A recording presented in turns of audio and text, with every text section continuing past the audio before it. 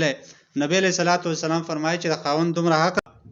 کما چاته حکم کولای چې د الله نه علاوه بل چاته سجده وکړي نو ما به ښځو ته حکم کړی چې تاسو خپلو خاوندانو ته سجدې وکړئ خو چونکې د الله نه علاوه بل چاته سجده جایز نه ده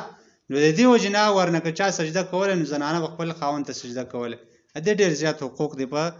د دې نارینه په خپله بیبي باندې او نبی علیہ الصلوۃ والسلام فرمایي چې ایما امرأة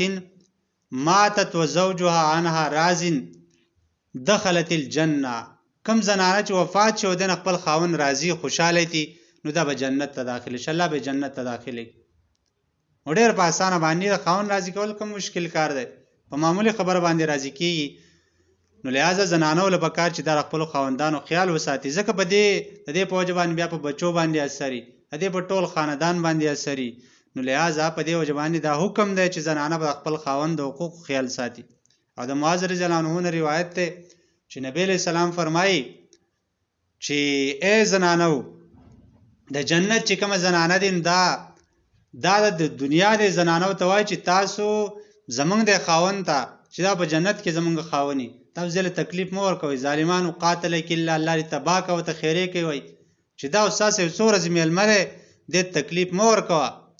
لہذا دغه فرشتې هم د زنانه ته خیرې کوي چې هغه د خپلو خاوندانو له تکلیف ورکوي او زنانو دپاره د جنت کوری بیخي آسان دی هېڅ څه مشکل هم پکې نشته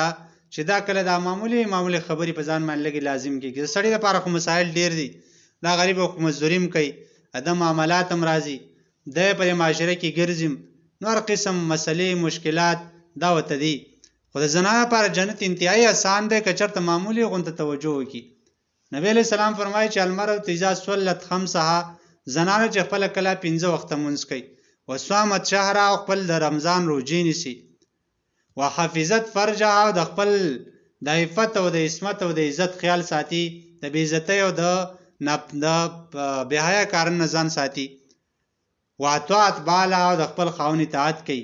نو نبی علیہ السلام فرمایي چې دا 4 کارونه کومه زنانه کوي نو فلتدخل علی ای ابواب الجنة شاءت د جنت په کوم دروازه چې دا غواړي نو الله به ته چې داخله شه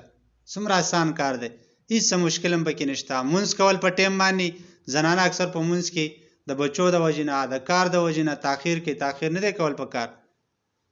او دغه شانتې روژې نیول خو روژې مونږ نیسو په غیبتونو په الزاماتو په دروغو په دې څیزونو باندې مونږ ضایع کوو نو دا نه دي ضایع کول په کار